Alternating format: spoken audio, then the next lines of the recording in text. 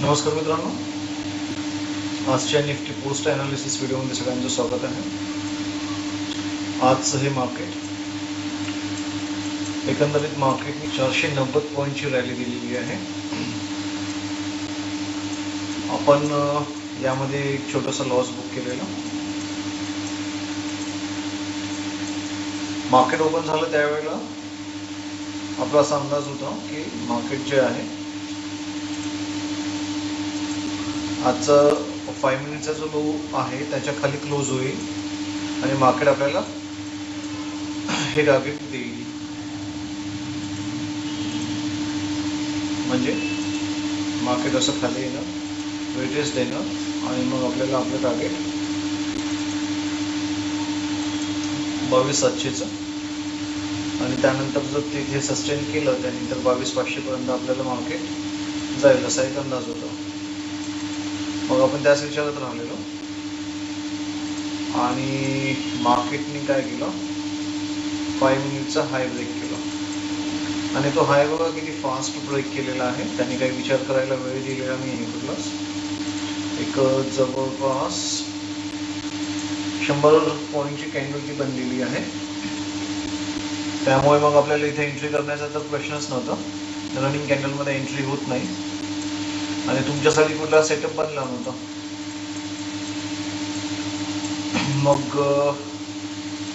Second जेव्हा आपण analysis केलं तेव्हा आपण असं बोललोय की आपल्या ही जर लेवल सस्टेन केली तर मार्केट काय करेल, एक 23,000चं पहिलं टार्गेट आपल्याला देईल.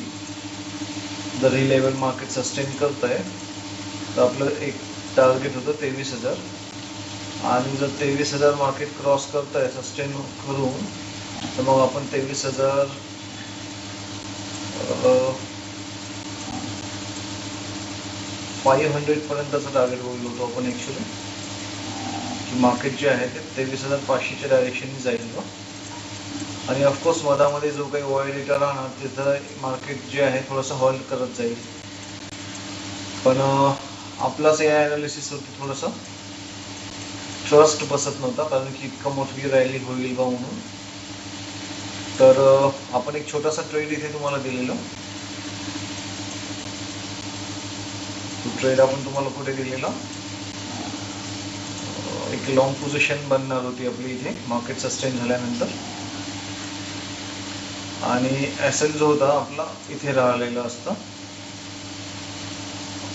आणि टार्गेट जे होतं आपलं आय थिंक 23,100चं टार्गेट असेल. ते चेक करू द्या मला. आपण इथे काय बोललेलो की 5 मिनिटचा जर खाली ब्रेक झाला तर या डायरेक्शनने, पण लगेच मार्केटने जेव्हा ही कॅन्डल ब्रेक केली तेव्हा ॲनालिसिस आपलं चेंज झालं आणि ही लेवल जर सस्टेन करत असेल मार्केट म्हणजे 22,900ची तर मार्केट जे आहे पहिलं टार्गेट 23,000 देणार असं आपण इथे फिक्स केलेलं आणि हा ट्रेड तुम्हाला आपण इथे दिलेला होता.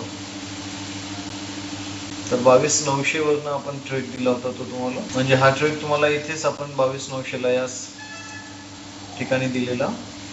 ही मार्केट क्लोज झाल्यानंतर जी प्राइस ॲडजस्टमेंट होती ना त्यामध्ये प्राइजेस बदलतात थोडेशा, तो घोळ आहे. ही कॅन्डलचा हाय इथे होता बघा, 22,928च्या जवळपास, 22,930च्या जवळपास तो हाय लागलेला, 22,930. तर हा ट्रेड असा बसणार होता. अच्छा, हा ट्रेड इथे नाहीच बसत. हा ट्रेड आपण चुकीच्या ठिकाणी बोलतोय. इथे होता तो ट्रेड आणि एसएल हा होता आणि ही लेवल इथे का 22,930ची, हा करेक्ट आहे. तर हा ट्रेड इथे जनरेट झालेला आपला ॲक्च्युली या फर्स्ट कॅन्डलच्या टॉपला आपण हा ट्रेड इथे तुम्हाला दिलेला की मार्केट जर इथे सस्टेन करेल, राईट, एखादा रेटेस देईल तर 22,500 तर एक लॉंग टार्गेट होतं, पण आपलं पहिलं टार्गेट जे होतं ते होतं 23,000चं की फर्स्ट टार्गेट 23,000. त्यानंतर मग आपण बघितलं असतं काय आहे तर या पद्धतीने. आणि इथे जो रिस्क टू रिवॉर्ड रेशो होता तो फार चांगला होता, जवळपास 17-18 पॉईंटचा असेल, म्हणजे 20 पॉईंटचा असेल पकडा आणि 120 पॉईंटचं टार्गेट, म्हणजे जवळपास 1:6चा नाही, 1:6 नाही, हां 70 पॉईंट, जवळपास 80 पॉईंट्स.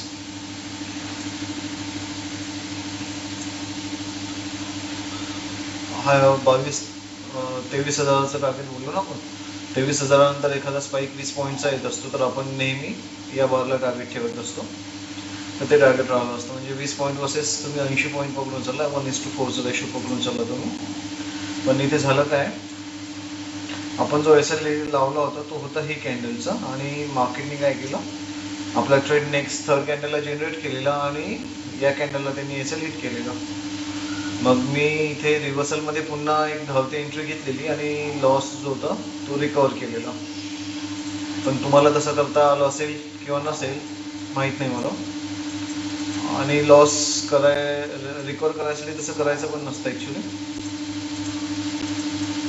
ते फक्त जेव्हा तुमची स्पीड चांगली असेल तेव्हाच तुम्ही तसं करू शकता. सो एकंदरीत मग इथे ज्या लोकांचा ट्रेड या कॅन्डलला इनिशिएट झाला असेल, म्हणजे 9:30 त्यांचा SL हिट झाला असेल, आणि ज्यांनी मग या रिटेस्ट नंतर पुन्हा जेव्हा हा ट्रेड बनतोय त्यावेळेला एंट्री घेतली असेल, तर त्यांनी चांगलं प्रॉफिट इथे बुक केलं असेल. आणि SL हंटिंग बघाल तर SL हंटिंग जबरदस्त होत आहे, कारण आपला ट्रेड या कॅन्डलला बनतोय ऑलरेडी 100 पॉईंटची कॅन्डल बनलेली आहे बिग बार. आपला SL 20 पॉईंटचा बनतो, मार्केट पुन्हा 80 पॉईंटवरती जातं आणि बघा पुन्हा ते हिट करायला 70 पॉईंट 75 पॉईंट खाली येतं. So it is a huge SL hunting. आणि अशा SL हंटिंगमध्ये मग रॅली पकडणं पॉसिबल होत नाही, कारण की SL तुम्ही काय ट्रेड घेऊन बसून राहणार नाही ना इथे. म्हणजे मी इथे ट्रेड घेत आहे, 70-80 पॉईंट मार्केट मूव्ह करत आहे आणि मी मठ्ठ्यासारखा माझा हाच SL घेऊन बसणार नाही आहे. ऑब्व्हियसली आपण त्याला ट्रेल करत जाणार आणि ट्रेलिंगमध्ये SL डेफिनेटली होणार या पद्धतीने. तर 1:1, 1:2, 1:3 आपापल्या ॲनालिसिसच्या बेसवरती प्रत्येकाने टार्गेट बुक केलं असेल. शक्यतो इथे 35-40 पॉईंटच घेता आले असतील, बिकॉज ही डीपची हंटिंग झालेली आहे, यामध्ये कोणी टिकत नाही शक्यतो. पण जर कोणी थोडंसं होल्ड केलं तर या कॅन्डल नंतर मार्केट खाली आलेलं, पुन्हा खाली आलं आणि पुन्हा मार्केट या ग्रीन कॅन्डलवरती 70 पॉईंटचं टार्गेट दिलेलं. त्यानंतर पुन्हा मार्केट जे आहे 90 पॉईंट 80 पॉईंटपर्यंत जात आहे आणि मग खाली येते. तर तुम्ही जवळपास इथे होल्ड करू शकता, म्हणजे 54 पॉईंटचा तुम्ही SL या कॅन्डलला तुमचा जो SL आहे हिट होईल, म्हणजे 1:2, 1.5 वगैरे जास्तीत जास्त तुम्ही इथे टार्गेट बुक करू शकला असाल. आणि मग त्यानंतरचे हे ट्रेड जे आहे OI डेटाच्या अगेन्स्टमध्ये असल्यामुळे हे सगळे जे ट्रेड इथे बनलेले आहे, हे सगळे ट्रेड जे आहे OI डेटाच्या अगेन्स्टमध्ये असल्यामुळे आपण यामध्ये एंटर केलेले नाही आणि आपण या ट्रेडमध्ये नव्हतो समजा. आणि या ठिकाणी पण काही लॉजिक नव्हतं ट्रेड करण्याचं, बिकॉज अंदाज असा होता की मार्केट इथे OI डेटा वेगळा सांगत होता आपल्याला, इथून मार्केटने U-टर्न घ्यायला पाहिजे असं. पण OI डेटा हा बऱ्याच वेळानंतर कॉम्प्रोमाइज झालेला आणि मार्केटने पुन्हा एक रॅली केलेली, म्हणून याही ट्रेडमध्ये आपण एंटर करू शकलो नाही. आणि जेव्हा एंटर करण्याचा प्रयत्न केला, तुम्ही स्कॅल्पिंगचा एक शॉर्ट व्हिडिओ जो आपण अपलोड केलेला आहे तो चेक करून घ्याल, तर स्कॅल्पिंगमध्ये आपले SL हिट झालेले, बिकॉज मार्केट बघा जेव्हा वाटतं आपल्या डायरेक्शनमध्ये येत आहे तेव्हा मार्केट काय करते, भयंकर रिव्हर्सल देत आहे. म्हणजे फॉर एक्झाम्पल इथूनच आपल्याला माहिती होतं की मार्केटने खाली यायला पाहिजे आणि मार्केट बघा पलटलेलं आहे. तर मग आपण इथे ट्रेड इनिशिएट केला असेल तर आपण जवळपास 20 पॉईंटच्या इथे SL आपला ठेवलेला असणार. मार्केट आपल्या फेवरमध्ये आलेलं आहे 30 पॉईंट, म्हणजे 1:1, 1:2, 1.5 मार्केटने टार्गेट दिलेला आहे आणि लगेच त्यांनी रिव्हर्सल केलं, पुन्हा आपल्या डायरेक्शनमध्ये आलं आणि मग आपण होल्ड करू शकतो ना. अशा वेळेस आपल्याला असं वाटतं की आपलं ट्रेड बरोबर चाललेलं आहे.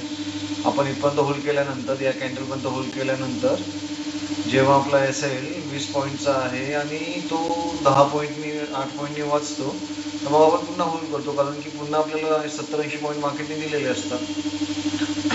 तर मग जास्तीत जास्त या ठिकाणी 20 पॉईंट म्हणजे 1:1च आपण इथे बुक करू शकतो. आणि जर होल्ड केला असेल तर तुमचा एसएल इथे हिट होऊन जाणार या कॅन्डलला. एसएल हंटिंग बोलतात त्याला. कंटिन्यू एसएल हंटिंग इथे झालेली आहे. So that's it. एकंदरीत मार्केट असं होतं आजचं. आता जर उद्याबद्दल बोलायचं झालं तर मार्केटला आपल्याला लॉंगर टाइम फ्रेममध्ये चेक करावं लागेल. आणि इथे मार्केटने जो फॉल केला होता तो जवळपास पूर्ण फॉल रिकवर केलेला दिसतोय 9%चा. मार्केट बघा आता पुन्हा नवीन हाय लावायच्या तयारीमध्ये दिसतंय आपल्याला. सो उद्या गॅपअप ओपन होतोय का काय याकडे आपल्याला लक्ष ठेवावं लागेल. जर ही लेवल तोडून मार्केट उद्या ओपन झालं समजा आणि याला सस्टेन केलं तर डेफिनेटली नेक्स्ट टार्गेट जे आहे आपलं 24,000 या डायरेक्शनने आपण जाणार आहे. 23,500 पहिलं टार्गेट असणार आहे, 23,800 दुसरं टार्गेट आणि नंतर 24,000. आणि जर सस्टेन नाही केलं तर मग मार्केट पुन्हा आपल्याला 23,000ला पाहायला मिळेल. सो उद्या लाईव्हमध्ये उद्या म्हणजे मंडेला जॉईन करा लाईव्हला. ॲनालिसिस आवडत असल्यास चॅनलला लाईक करा, शेअर करा, सबस्क्राईब करा.